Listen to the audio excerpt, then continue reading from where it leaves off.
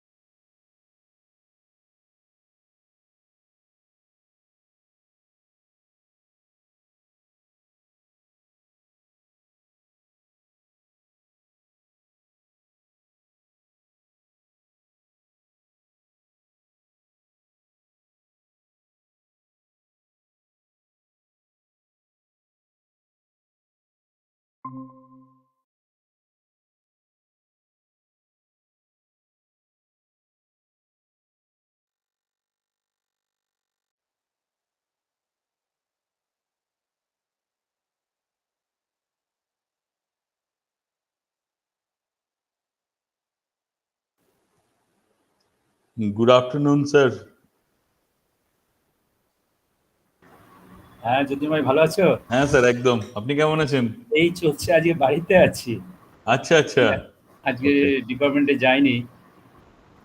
আচ্ছা, এখন কি বৃষ্টি হচ্ছে নাকি কলকাতায়? হ্যাঁ, একটু আগে বৃষ্টি হলো খুব। আচ্ছা, এখানেও খুব বৃষ্টি হচ্ছে 2-3 দিন ধরে। বাহ, মানে ওয়েদারটা একটু বেটার। আচ্ছা, ওয়েদার এখন ভালো হয়েছে। হ্যাঁ, এখন ওয়েদারটা বেটার। তা না হলে তো প্রচন্ড গরম পড়ে না ভোপালে। ভোপালে এমনি বৃষ্টি কেমন হয়? বৃষ্টি ভালোই, জুলাই মাস থেকে ভালো বৃষ্টি হয়, তবে এখন একটা আনএক্সপেক্টেড বৃষ্টি হচ্ছে। আচ্ছা, এই সময় জেনারেলি বৃষ্টি হয় না, কিন্তু এখন একটা বেশ ভালো রকমের বৃষ্টি হচ্ছে। হ্যাঁ, আমাকে অনুপমের সঙ্গে কালকে কথা হচ্ছিল। হ্যাঁ, অনুপম বললো দিল্লিতে বৃষ্টি হচ্ছে। হ্যাঁ, মোটামুটি অনেক জায়গাতেই হচ্ছে, খুব আনএক্সপেক্টেড একটা রেন এখন। যতদিন হয় ততদিনই ভালো, তারপরে আবার আমাদের গরম। দেশের বলে ওভারঅল একটা ক্লাইমেট চেঞ্জ হয়েছে নাকি, সে বলছিল ট্রপিক্যাল থেকে টেম্পার ক্লাইমেট দিকে। ভালো, এই পুরো গরমটা যদি এরকম বৃষ্টি হয় তাহলে তো তার থেকে বেটার কিছু হতেই পারে না। তাতে রোগ রোগ অবস্থা, তাতে অবশ্য মাইক্রোবস বেড়ে যাবে, সেটা একটা ব্যাপার। হ্যাঁ হ্যাঁ, তো তোমাদের ওখানে তো অনেকটা ড্রাই। হ্যাঁ, আমাদের এখানে ড্রাই ড্রাই, যেমন একটু মানে হিউমিডিটি বেড়ে যায়।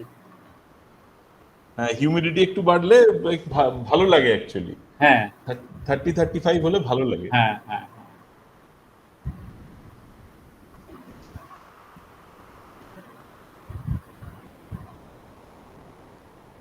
এমনি এমনি ভালো ইনস্টিটিউটের খবর।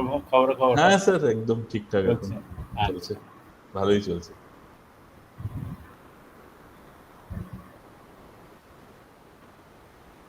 কল করবো স্যার একদিন আপনাকে। হ্যাঁ, কথা হবে। হ্যাঁ স্যার, এখন তো আমাদের বাংলা কথা বলা ঠিক না। না না না, ঠিক আছে তাহলে। Alright, sir. Bye.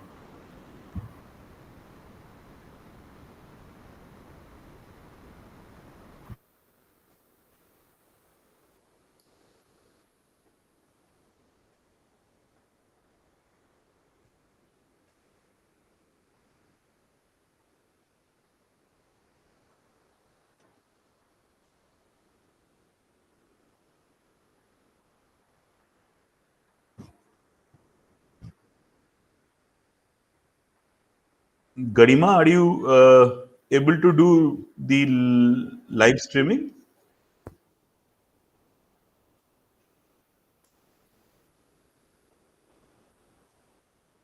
Hello, Rajkrishna. Hello. How are you today? Good, good. How are you? Fine, thank you. We'll just start in few moments. Let Okay, some okay. other people join. I think generally everyone is here by 4 to 5 minutes past 4. That's So that's yeah. completely fine. Okay. Meanwhile, you can please fire up your presentation if you like. Yeah, yeah, absolutely.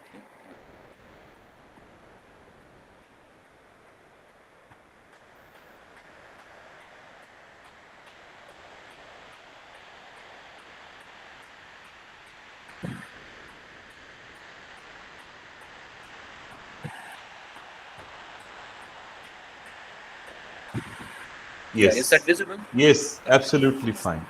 So Okay. now it Okay. is in the full screen as well. Yeah, Okay. that's Perfect. that's all Perfect. all good. We just begin in few moments. Okay. Okay. Perfect.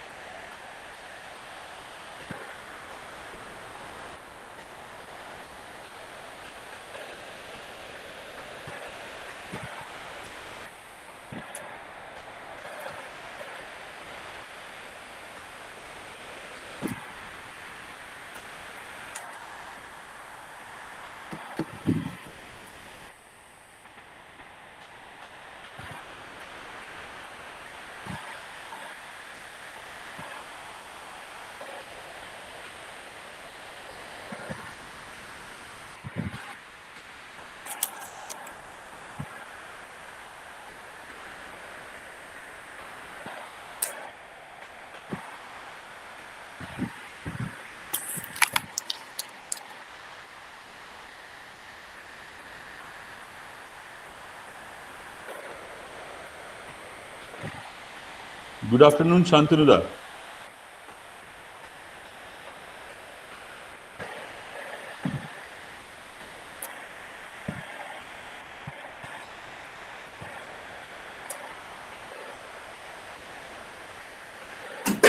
Yeah, good afternoon. Good afternoon. Start in next 1 minute, I think. Yeah, sure. Good afternoon, everyone. Hello. Hello, Rajkrishna, how are you? Good, good, good. How are you? I'm fine, thank you.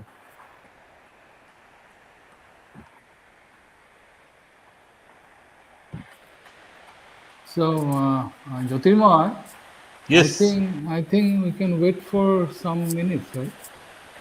Yeah, 2 minutes we can wait. It's 7 minutes past 4. Yeah. Okay. Rajkrishna, if you have no issue, then we can wait for another Yeah, 2 yeah, minutes. yeah. That's Okay. absolutely. Thank you so much. Thank you so much, Yeah. Rajkrishna.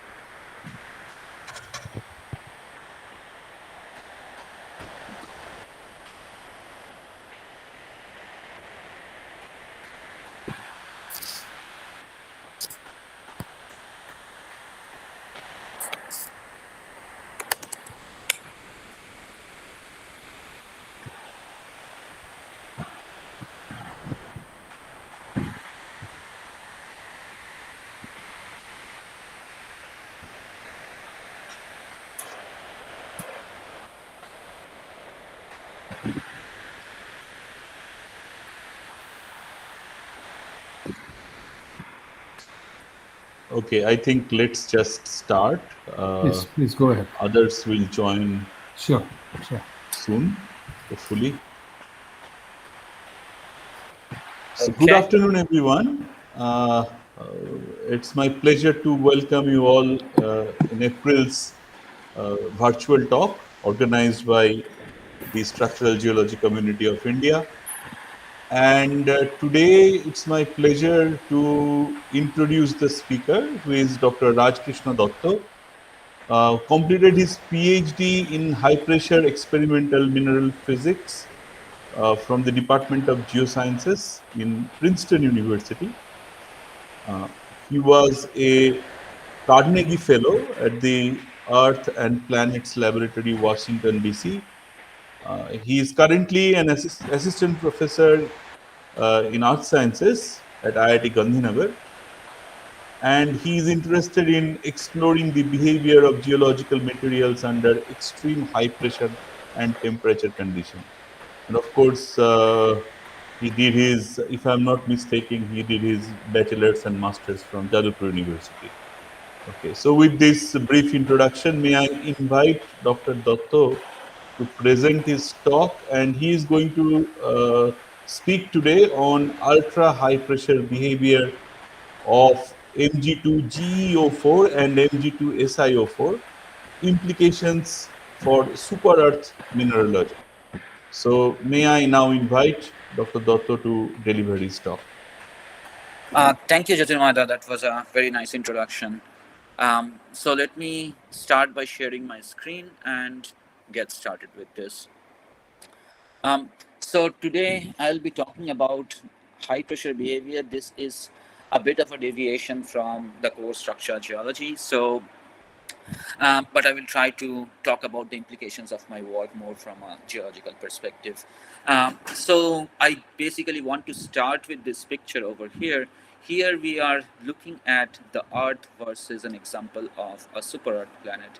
So the idea is, if I go over to, if I stay over here for a bit, so here you are seeing that the Earth has core, a mantle, and a crust. But if you look at these Core 7b, here also you have a similar structure, but it is size-wise much bigger than what we have in the Earth. So if we take a very simplistic idea of a giant super Earth and think that it is Earth-like, but of a much larger magnitude, then it would have a very different mineralogy in these planets compared to our Earth. So I will try to go from the Earth to the super Earths and try to explain the mineralogy as we think it might be the case.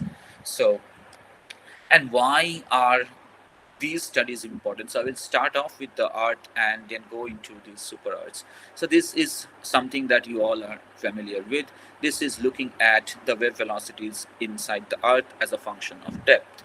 So as you can see that this is a graph which shows a lot of deviances or changes. So you can see that the wave velocities show some distinct changes which can be correlated to the phase transitions inside the earth, and these are the major discontinuities that you all are familiar with. So there we have the 410 kilometer discontinuity and the 660 kilometer discontinuity, which I'm focusing on over here, and both of these can be related to transitions from alpha olivine to beta olivine and from gamma olivine to perovskite plus oxide. And so these are the transitions that shape what is the mineralogical composition of the earth and dictates the geophysical properties in terms of elasticity, in terms of seismic wave velocities, and isotropy, in mantle convection, a lot of things. So this is again, like, I'm not going through the details of this because this is beyond the scope of this talk. But as you can see that the 660 kilometer, which is a highly debated topic, is whether it acts as a boundary layer or not. But the problem is that depends a lot, not just one thing, but to a lot of extent on the phase transition happening at the 660 kilometer, and that is going from ringwoodite to bridgemanite plus ferropericlates. Depending on what the slope of this boundary is, it will change whether it will act as a layer where these plates will stagnate or the plates will go through. So this has huge geophysical implications in terms of understanding these transitions. So again, this is a picture that I took from National Geographic. This debate to a lot is now not like that much of a heated debate because it's somewhat clear what's happening over here. But as you can see, like, for a long time, people were unsure whether it is a single layer convection versus a double layer convection. And that also depends on these Clapeyron slopes, which you see over here. And you can see that there are both positive slopes and negative slopes, and that affects these boundaries to a huge extent. So those are the major implications of mineral physics. So mineral physics helps us understand these properties of these mineral phases at conditions that are reproduced in the Earth's interior. So now I will go more into my work and the implications for that. As I was saying, like, taking a very simplistic understanding of these super Earth planets, which for my talk, again, I will keep it to the definition of planets which have sizes of 1 to 10 times that of the Earth. And I will solely focus on terrestrial super Earths. I'm not going into these gas giants. They will have entirely different composition. But you can see that the composition of these super Earth planets are expected to be similar to that of the Earth. But the problem is the phases that you see inside the Earth are going to change if you go to these super Earth planets, because here the pressures and temperatures that you would expect are drastically different.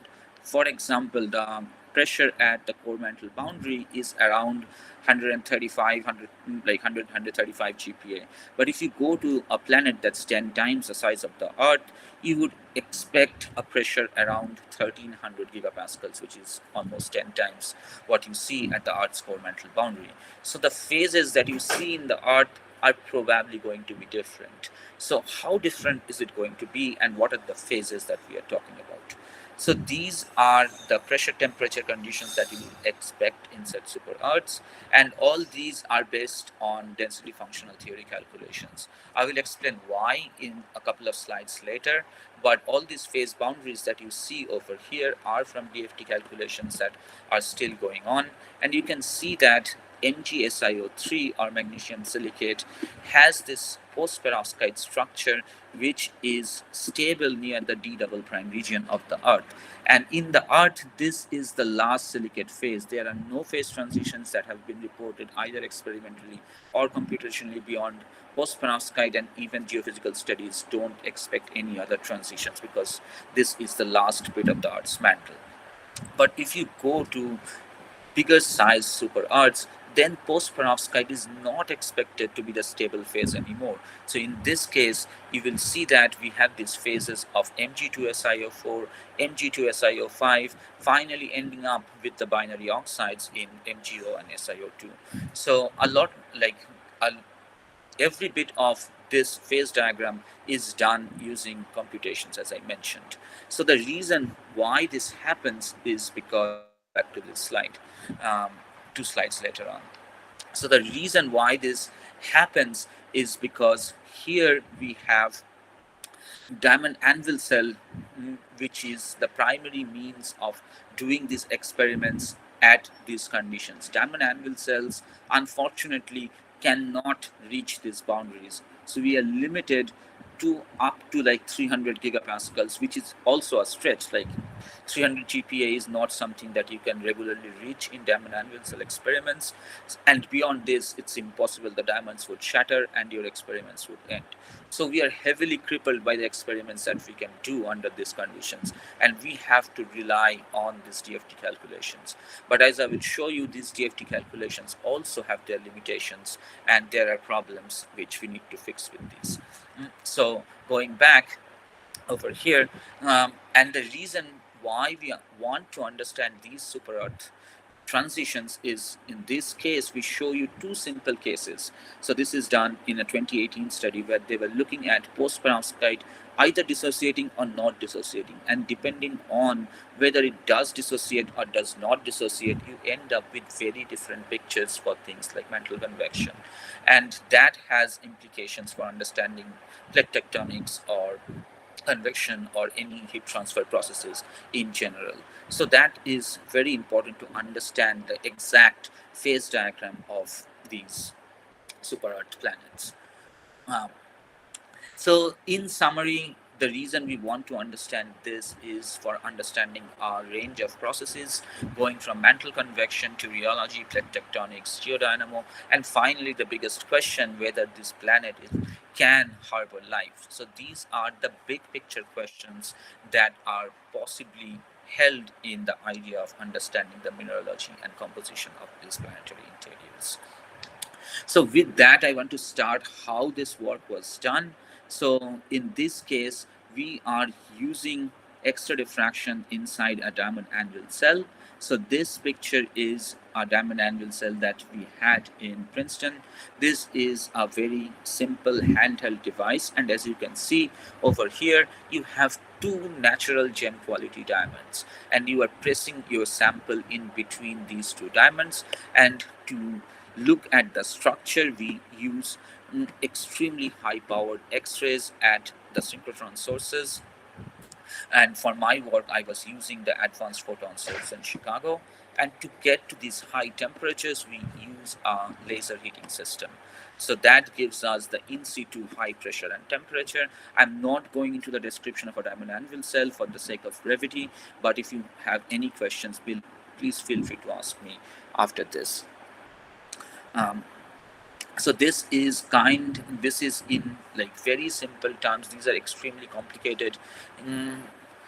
Like the synchrotron beam lines are extremely complicated engineering, but very simply, this is what it looks like. You have the synchrotron radiation going in the form of a monochromatic X-ray beam, and then you are looking at the two-dimensional X-ray on this detector, and then we are integrating it radially to get the 1D X-ray patterns that everyone is familiar with.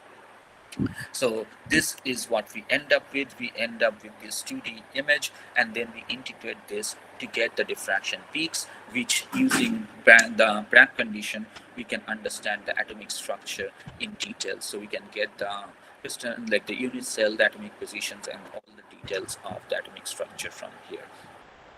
So now I will get into my work and what we did. So very briefly, this is the problem that we are trying to handle. As I mentioned, that we are going from perovskite to post-perovskite near the D double prime layer at around 120 GPa and 2000 Kelvin, but no phase transitions have been reported beyond post-perovskite. So this is the last silicate forming phase in the earth. This has not been done using any experimental technique, going from static diamond anvil cell compression to dynamic compression using extremely high powered lasers or like any shock compression techniques. So there is no answer to this. So how can we answer this? So the idea is magnesium silicate goes through this post-perovskite phase transition at around 120, 125 GPa. But now if you move to magnesium germanate, you see that this phase boundary between perovskite and post-perovskite comes down drastically. And That is because of the size of silicon versus germanium. So germanium is bigger in size compared to the silicon atom, and that brings down these phase transitions. And if you move across this like this bar graph, you will see that towards the very end we have things like sodium magnesium fluoride, which is an analog of the magnesium silicate perovskite. So in sodium magnesium fluoride, you start off with the perovskite structure, and the post perovskite comes out to be around like around 1920 GPa. So if you are trying to go beyond post perovskite, this is one of your best bets to do so. So this gives us the best possible chance to find the post perovskite phases. So we started off with this material, and we also looked at this germanate, and finally towards the end of my talk I will conclude with the silicate, which we have been looking at. So this is again like the big picture where you can see the pressure temperature conditions that you would be expecting. So the earth is somewhere around here, around this region, and then you have Jupiter towards the very end, and diamond anvil cells are kind of inside inside the earth range. You can go towards the core mantle boundary, you can go deeper inside the core if you have like exceptionally good experimental conditions. So that's kind of where we stand with respect to pressures, temperatures. So sodium magnesium fluoride. So initially, why did we start with this material? So again, like as I said, if you are going to go to post perovskite, this is one of the best bets that you have. So in this case, you can see that the existing studies report that this perovskite phase would form the post perovskite around 30 GPa, and then there was this unknown phase called the N phase around 37 GPa. There was an experimental study which was done in 2010. This did not find any N phase or any other phase beyond post-perovskite up to 75 GPa. And then again, a theoretical work was done in 2015 where they found a phase diagram with two transitions that are very different from what we saw in the previous papers. So our idea was to look at this experimentally and finally try to get a solid conclusion as to what this is. So just some diffraction patterns that we're going to look at. So at 13 GPa, this is the perovskite phase as you would expect. Perovskite in X-ray diffraction is characterized by this triplet over here, and you can this can be clearly indexed using perovskite sodium magnesium fluoride. Now if you go up to a bit higher pressure at ambient temperature, you will end up with the post-perovskite phase. So post-perovskite generally is characterized by a doublet. In this case, you do not see it that clearly. In the silicate, it's more clear, but here it's sodium and magnesium, so X-ray diffraction is not that strong, but we could index this using the post-perovskite phase. So up to this was not a surprise. Up to this, we knew what was going on. So now if you look at the room temperature compression, you will see that going up to 87 GPa, the diffraction pattern changes drastically. And the most important change at the peaks in this region. So here you have the post-perovskite peak, which is marked in green. And then you have these new peaks that are coming in. At 40 GPa, we did not have them. But as you go up to higher and higher pressures,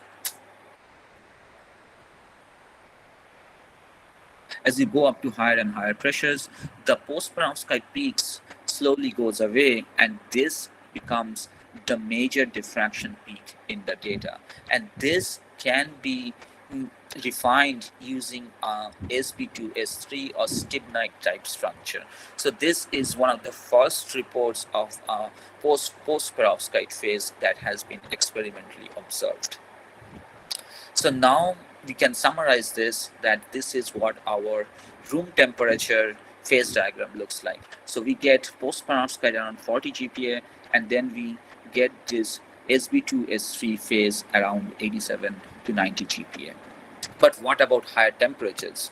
So now if we go beyond this, At 1800 Kelvin, at 87 GPa, we started heating this, and at 1800 Kelvin, we still end up with the same phase. So this phase is not metastable. This is something that we see as a stable phase even up to high temperatures. So that's the phase that we get. But now if we heat this to even higher temperatures, you see that the diffraction changes again, and the most important change is the presence of this peak. So here this peak can be indexed using magnesium fluoride. So if there is magnesium fluoride, it indicates that it is either completely breaking down into NaF. Sorry, this is from sodium fluoride. So it's either from magnesium fluoride or it's partially breaking down. And in this case, it is definitely not completely breaking down, and the diffraction was consistent with NaMg2F5, suggesting that there is a partial dissociation over here. And finally, if we go up to even higher pressures, in this case, the peak pressure that we could reach was around 160 GPa, and here we see that it completely breaks down into magnesium fluoride and sodium fluoride.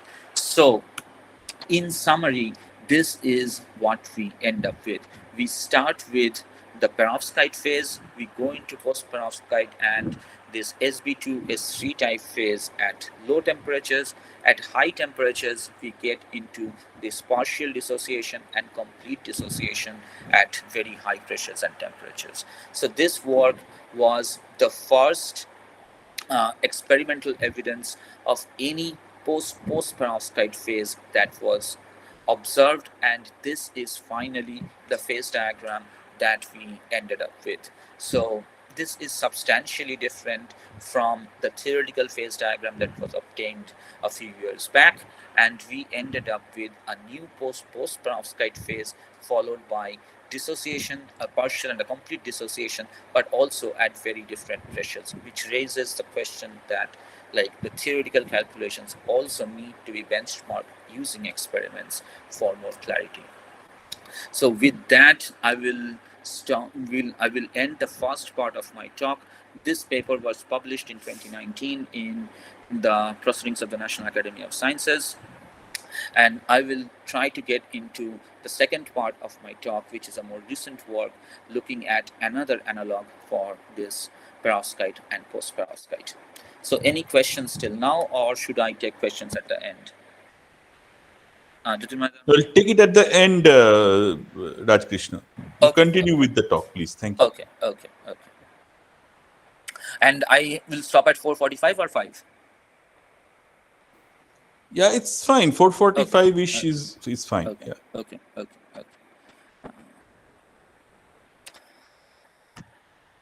So finally, we can say that the sodium magnesium fluoride is a good analog for the magnesium silicate at exoplanetary conditions, and we have proposed a completely new phase diagram in this case. So next one, the germinate versus the silicate. Now I move into another analog. So before, remember the bar plot where I was talking about how these phase boundaries change depending on which analog you are choosing. So in this case, we are looking at the germinate in comparison to the silicate. So the germinate gives a phase boundary that is substantially lower compared to the silicate, which is explained in the figure over here. So MgSiO3 plus post-perovskite plus MgO is supposed to form this I4-2D phase of Mg2SiO4 at around 500 GPa, which is completely beyond any experimental technique that we have at this moment. But the germinate, this same phase boundary comes down to around 170 GPa, which is challenging for a diamond anvil cell, but is something that we can do. So that is what we wanted to try and see if we can make that happen. So in this case, I will directly look at the heating runs at a very high pressure run for the sake of brevity. Again, like I have data before this, but I'm just not going into that. So if at 180 GPa you heat this, at 300 Kelvin, Mg2GeO4 or Mg2SiO4 also, as much data is there, is amorphous. So in this case, you see only the gold peaks, which is used as a pressure marker. You don't see any peaks from the sample. But as you heat this, in steps, we went from, like, there is nothing in between, so I skipped that. From 2000 to 3000 Kelvin, you see that the diffraction changes drastically. And in this case, the diffraction changes twice. So at 2000 Kelvin, you start seeing these peaks over here, and at around 3200 Kelvin, you not only see these peaks, but you also see these extra peaks. So there are definitely signs of phase transitions. So what kind of phases are we looking at? So the first one, the high temperature phase over here, the one in red, this can easily be indexed using the post-perovskite structure. As I was saying in the previous case, post-perovskite in-extra diffraction is typically characterized using this doublet over here, and this is very clear in this case. So the data is consistent with post-perovskite and MgO. Now, to understand the other phase, we went to even higher pressures. So in this case, we are hitting at 240 GPa, and in this case, we do not see post-perovskite anymore, but the diffraction peaks are consistent with the low temperature phase that we are observing at 180 GPa.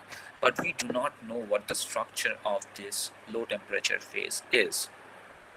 So to understand this, we went through a lot of structures. So we went through every reported structure in MgGeO3, Mg2GeO4, Mg2SiO4, all the theoretical structures and every structure that we could find of a related material. But none of these were providing to be a good match. So we started doing a structure search using density functional theory to understand what this structure was. And again, like, these are some examples of the structures that we have seen. And finally, we ended up looking, so these are just some examples of the structures that we looked at. Again, you can see that none of these structures absolutely match the peaks that we are getting from the sample. So the only decent match was the last one over here. So the I4 bar 2D structure that was reported in one of the previous theoretical studies. But there was a problem. This structure, although it does show a decent match, it shows extra peaks which do not match up. So for example, this peak over here is not there in our sample. Again, there are a bunch of peaks over here, but you see only one peak. So we were thinking that this is a close related structure, but not exactly the same structure that we are seeing in our case. So using these computations, we end up with this thorium phosphide or TH3 Mg2GeO4 structure. So we took the data from the calculations, simulated the XRD, and tried to fit that to our data, and it was a very good match. So this thorium phosphide structure is very interesting. So I will try to highlight the reasons why this is such an interesting structure.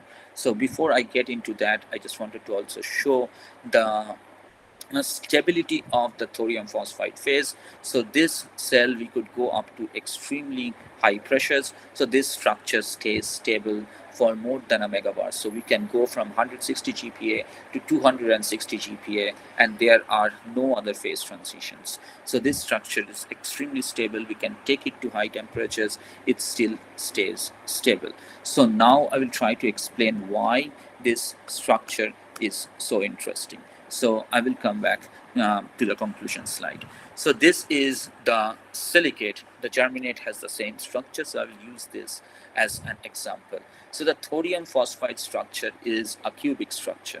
This is the first experimental or theoretical report of an 8 coordinated silicate phase. So remember, like inside the earth, we have a change in the silicate coordination. When we look at olivine has 4 coordinated silicon. If we look at perovskite and post-perovskite, it has 6 coordinated silicon.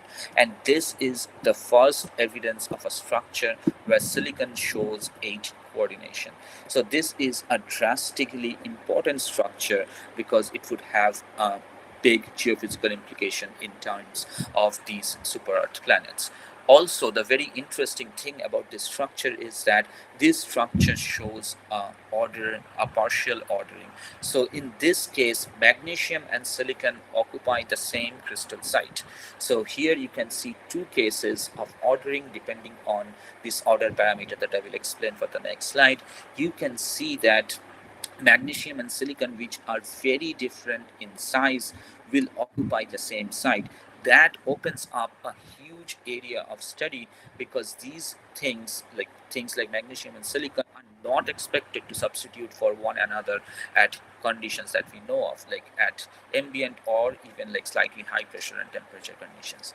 But if this is true, and inside these extreme conditions the atomic radii changes so much that they can substitute for one another. And now when we think about phase diagrams, we think about it in a very different way. We don't hold the chemistry constant anymore. We don't hold the crystal sites constant anymore. They can interchange between one another. So that is a very interesting and important structure that was shown for the first time in this work.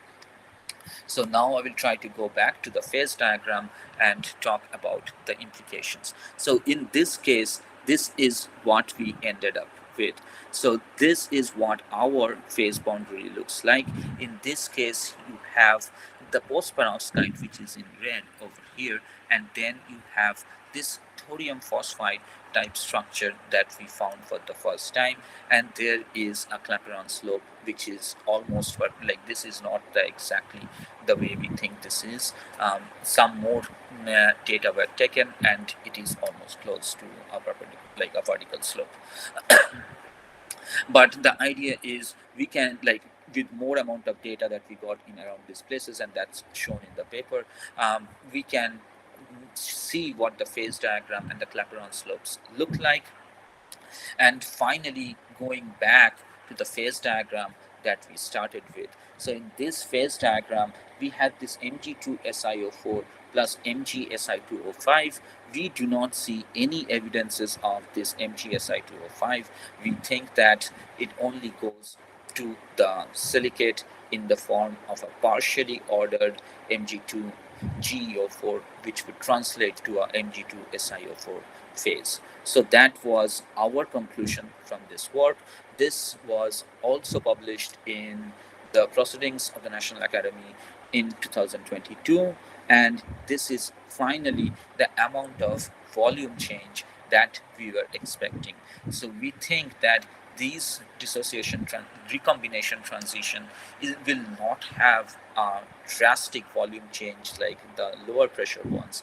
We are expecting around a 3% change in volume going from post-perovskite plus MgO to this thorium phosphide type structure at high pressures. So that concludes my discussion about the two analogs which we are using. So now the main question is, what do these analogs say about the silicate, which is what we are mainly interested in understanding, because that is what is expected to make up these planetary interiors. We don't expect to find sodium magnesium fluoride or germinate in these exoplanets. We do expect to find magnesium silicate. But magnesium silicate, as I mentioned before, is not something that we can reach using experiments. So we took our understanding from the experimental results in the germinates and the sodium magnesium fluoride and applied them using density functional calculations on the silicate. So again, like before I move into the silicate, this is something that again is a good analog for the silicate. We found a range of phases that was not reported before, and we finally ended up reporting the first 8 coordinated phase in a silicate germinate or any of its analogs. So the main question, the silicate. So the silicate, if you look at the structures, in this case, we are not using the conventional unit cells of 28 atoms for olivine. We are using a 2 cross 2 cross 2, which is 8 times of the conventional cell. So we have 224 atoms. The Q over here is what we call the order parameter. So the order parameter goes from 0 to 1.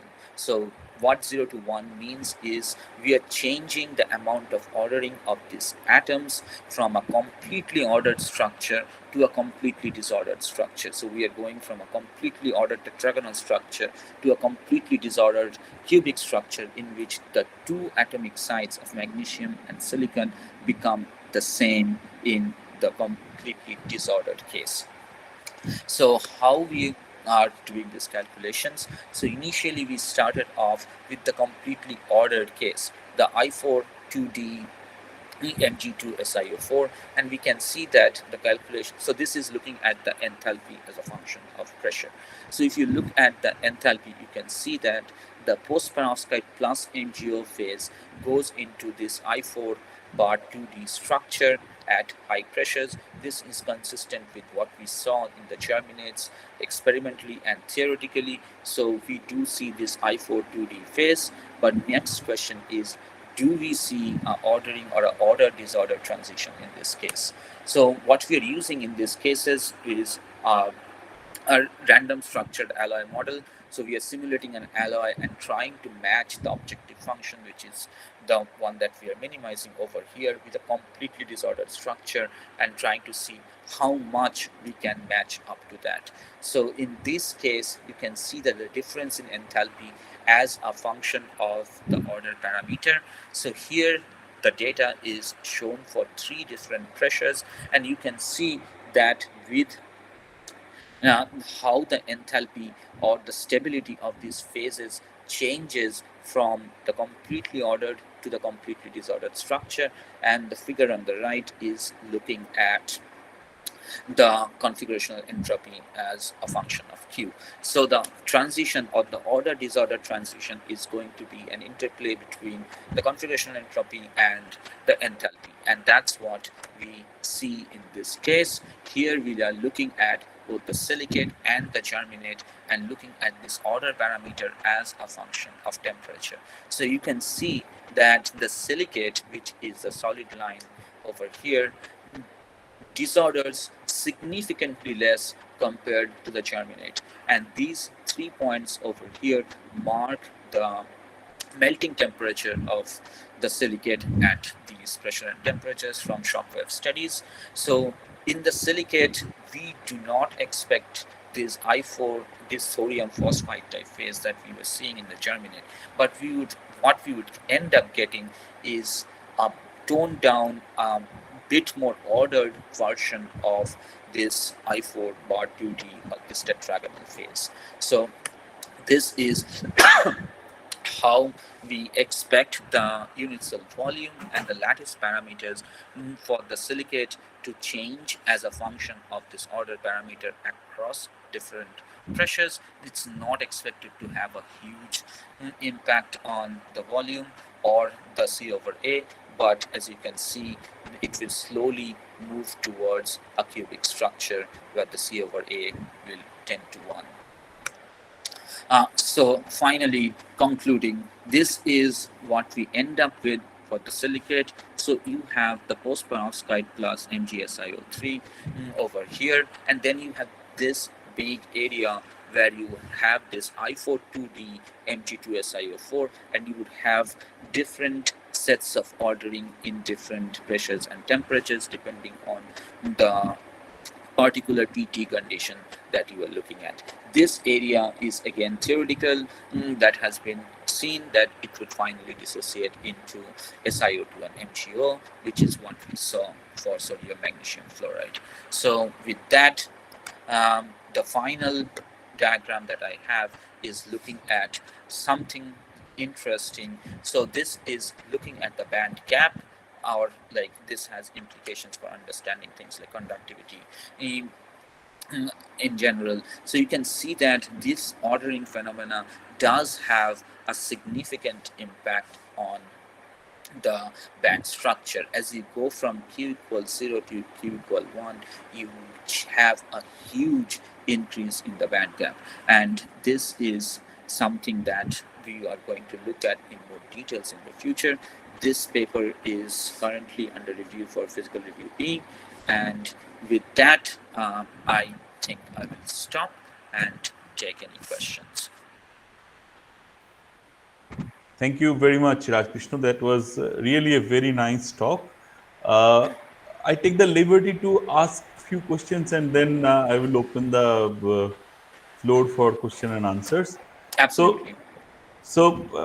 the first question that I have, Rajkrishna, is uh, do the outcome of your phase transformation depend on the loading rate and the temperature increment rate? Yeah, that's a very good question. So I will stop presenting, stop the presentation, and then I will answer the questions. I can pull it back if needed. So I will answer this in two parts. So first one is the loading rate. Yes, it does, and that is why you see that there are broadly two ways you can do these high pressure studies. One is using more like static techniques like diamond anvil cells, and the second one is using more things like dynamic compression, like shock wave studies. And in these two extreme cases where the strain rates are very different, you end up with very different phase one, like phase relations, pressures, everything changes depending on the loading rate. So this is done under static conditions. People are doing shock studies on these same materials, but the problem is with shock, you can't really go up to very high pressures.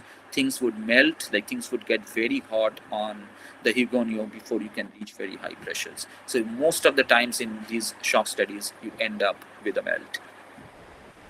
And for how we increase the temperature, that is something that we did play around with. We tried laser heating using two ways. One was to slowly ramp up the temperature with time, and the other one was with a pulsed heating technique where we focus a very high pulsed laser for a very short amount of time.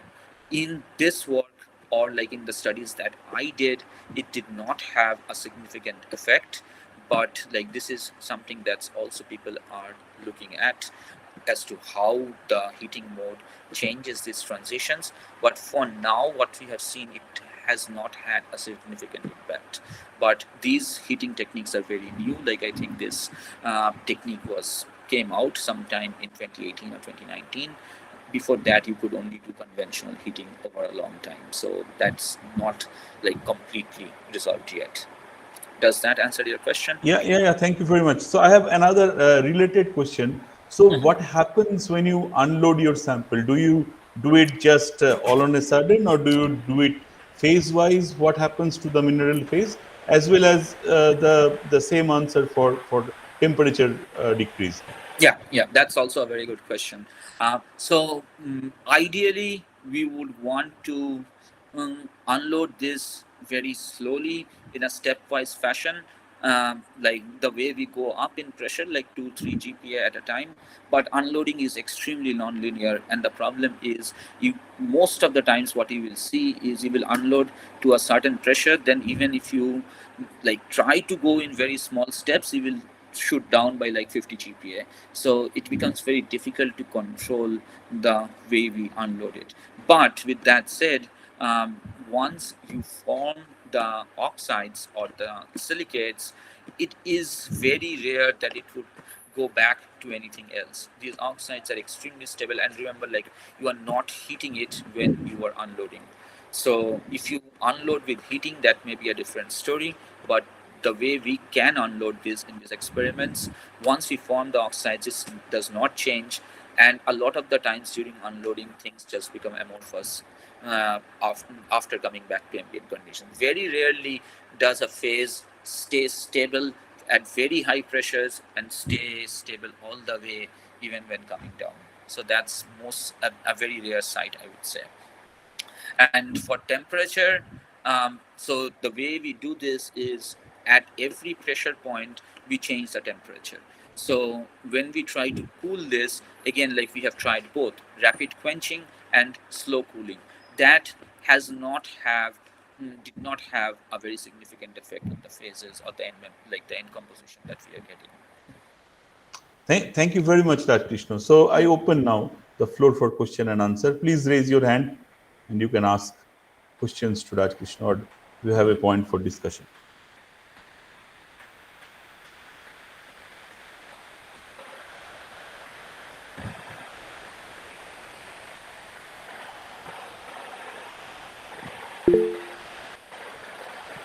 Yes, Shantanu, go ahead, please. Yes. Yeah, Rajkrishna, you spoke elegantly, and really I Thank you. liked it. And to my part, because I'm not really very acquainted with the subject that you talked about, so it took me a little pain to understand everything. Yes, I But understand. Like, yeah, it's that's not like in the exact area of the yeah, that's true. group. But Uh, you have really worked in a very detailed way to understand things, how it works. Thank But you. I just wondering, how did you choose different type of analogs? That's a very good point. So this has been done for some time, and the way people choose analogs is by looking at the similarities with the atomic structure of the silicate. So suppose if we are looking at magnesium silicate olivine and we are looking for analogs for the olivine, we would look at things that are close on the periodic table. First of all, like silicon, just below that you have germanium.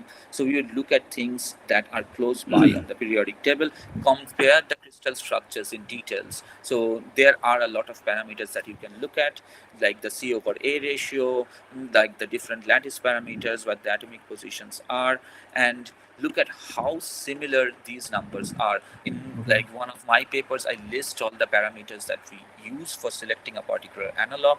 But ideally, what you are trying to do when selecting an analog is look at atoms which are bigger in size, because like that will reduce the transition pressure and help you reach like these transitions at experimental conditions.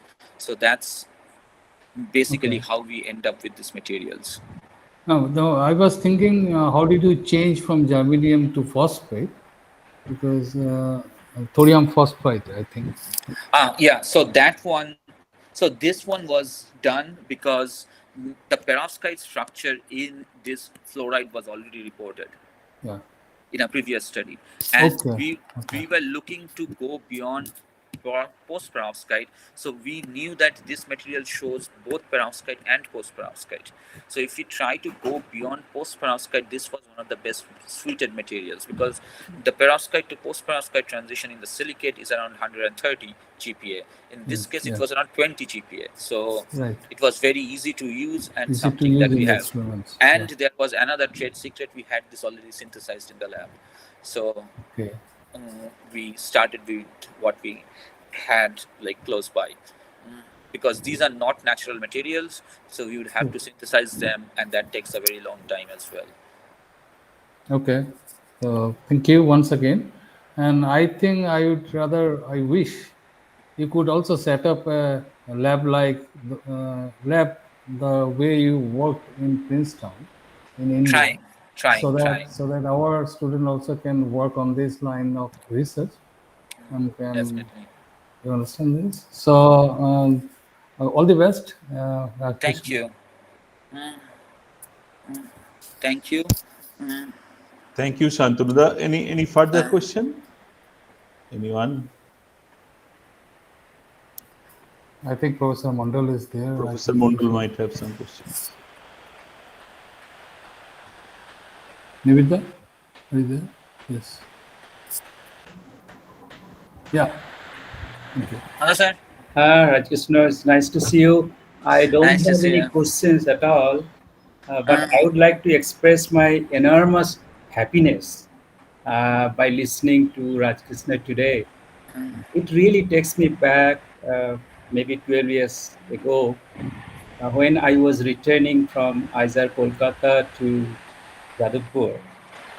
And Rajkrishna suddenly came to me that, sir, I would like to pursue my master's dissertation with you. Then he was working on some kind of continuum based problem. Then I told him that I'm no longer working on that kind of problem. I have started working on high mineral physics problem.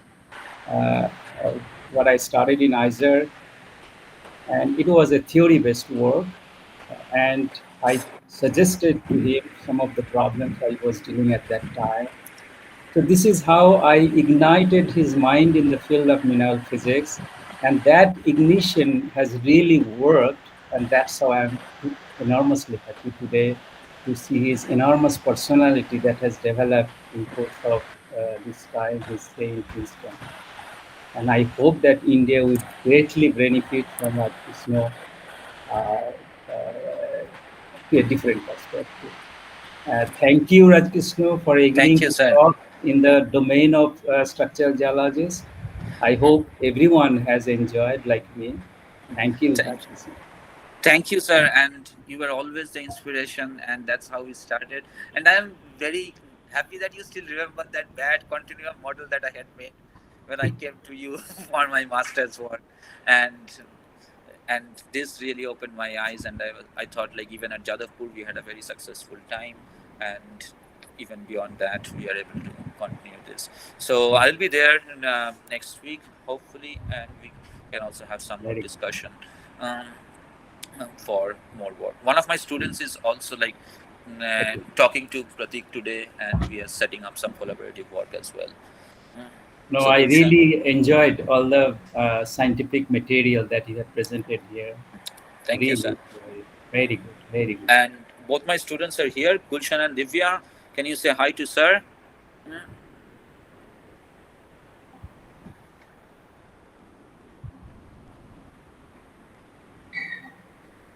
Very This is good. Professor Nibir Mandal. He is my Hello, sir. Very good. advisor.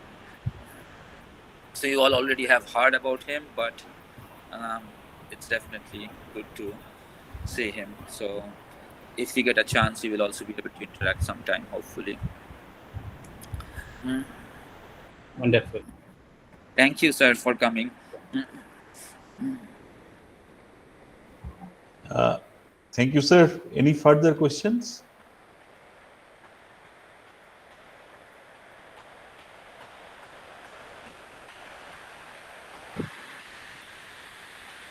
Okay, if not, then let's give a very big round of applause to Rajkrishna, virtually as well here. And I'm I, not sure I, if, I would ask yeah, everyone to really yeah, open their video footage so that Rajkrishna can see the faces. yeah. Thank you. All right. So I don't know if you are a member of this group or not. If you are interested, please join, and you can listen to Definitely. the talks every month. Okay. So Definitely. with that, Definitely. I thank everyone for joining today, and I will send the invitation and the intimation for the next talk pretty soon. Thank you very much. Thank you, Jyotirmada. Bye. Thank you, Bye. Jyotirmoy and Yeah. Rajkrishna both.